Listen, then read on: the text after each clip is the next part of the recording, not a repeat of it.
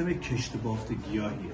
تو سیستم کشت بافت گیاهی که الان می‌بینید ما در واقع یه سیستم کامل استریل درست می‌کنیم، تمام مواد غذایی موجود رو به صورت ژله در اختیار گیاه قرار میدیم.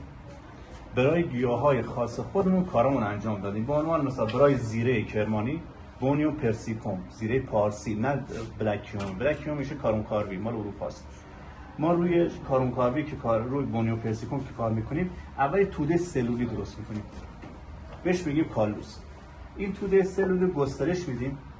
بعد از اینکه گسترش دادیم جنین داخلی میگیریم. ما به جای که در طبیعت که گرد افشانی میشه جنین داریم، ما جنین رو داخل سیستم کشت بافت میگیریم، گیاهمون رو تولید کردیم. یه مشکلی داریم، این گیاه بعد از 7 سال زیر زمین غده درست میکنه. پس من اگه بذر اینو بدم به کشاورز بکاره، کشاورز 7 سال دیگه محصول برداشت میکنه. این محصول این بونیو پرسیکوم. خب پس بنابراین غده شد در سیستم آزمایشگاه تولید میکنیم، به کشاورز ارائه میدیم. فرقش چیه؟ در سال اول محصول میگیره، 7 سال نباید صبر کنه تا محصول بگیره. وقتی در سال اول محصول گرفت، این محصولشو ما خودمون ازشون میخریم و صادر میکنیم. خب این دوم یه کیلو چند بود اینجا به ریال ما این الان کیلوی 5 میلیون تومانه. میشه چند دلار؟ 50 دلار.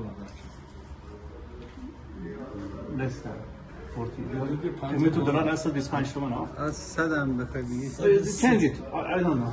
It's 5 میلیون تومان. انگلیسیش هم چیز نمی برای بعضی از گیاها این سیستم ما میگیم سیستم تولید کالوس از سلول میگیم.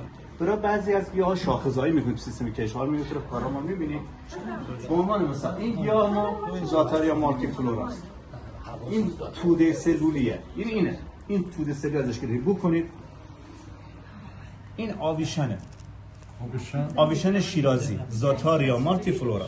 آویشن شیرازی کارواکرور داره، یکی از مشهورترین و پردردسرترین گیاه ماست. این بذر رو میوه این گیاست. اما گفتیم چرا هزینه بکنیم، چرا ما بریم از عرصه برداشت کنیم.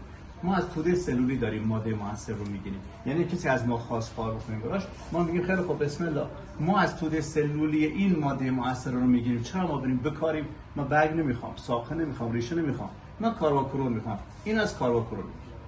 خب پس اینم گیاهی، ما این گیاه صنعتی میتونی بازش کنید. ما میخوایم اینو بازش کنیم. آقای دکتر امامی خیلی تو حوزه گیاهانداری دکترا دارن، خیلی وارد الان رو زیره اقتصادی میخوام تحصیلات دیگه شما میشه. حالا الان صحبت میکنیم باشه. بعد میگن که تاجیکستان زیره خیلی خوبی داره. بوی شناس هست. بوی شناس این جنسینگ کرمانی. جنسینگ ویتانیا کوآگولاس. کوآگولیشن وقتی شیر رو شما لخته میکنه بهش میگن کوآگولیشن، لخته شدن هسته. ما از این گیاه مایع پنیر گرفتیم، به صورت مایع تحویل میدیم، گیاهیه. 65% این گیاه حدود 200 تا آنزیم هست کار پنیرسازی رو انجام میدن. 190 تاش ما میریزیم دور، ایزوزایمن. چرا میریزیم دور؟